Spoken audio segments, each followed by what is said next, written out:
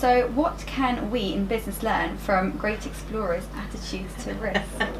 So I think the most important thing that I've taken from the people I've studied and the people that I've worked with is that they don't take reckless risks. So they are taking risks and they are dangerous and they are uncertain, but they do everything they can to control the things that they can control. So they do things like making sure that they're well prepared and well trained and ready for their adventure. And they do things like finding out as much as they can about the adventure when they're on it, making sure they've got good support systems around them when they go into that. So preparation and experience, really important. So calculated risks. Calculated risks, not reckless risks. Yes. Yes. And what advice would you offer on becoming braver? So again, a lot of the people that I've studied have come from really quite challenging backgrounds. They're not people who thought of themselves as brave when they started out on their adventures.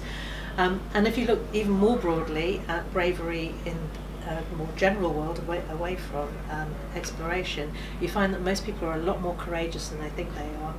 So there are lots of examples of people being brave when they weren't expecting it. So first thing to remember, I think, is that we've all got the capacity for bravery, and you don't have to be superhuman to be brave. When you're faced with a situation where you need to be brave, two things you need to think about. One is, how are you going to control your fear? Because bravery is acting despite the fact you're feeling fearful. So there are lots of things you can do to control fear. So there are physical things you can do, like breathing exercises. But the best thing, I think, is by distracting yourself from all the things that could go horribly wrong and focusing on what you can do. So keeping your focus on that. The second thing you need to do is boost your ability to act. So that's thinking about, the preparation and the experience and the training that you have, and then just going for it and not just ruminating and holding yourself back. Go right in the deep end.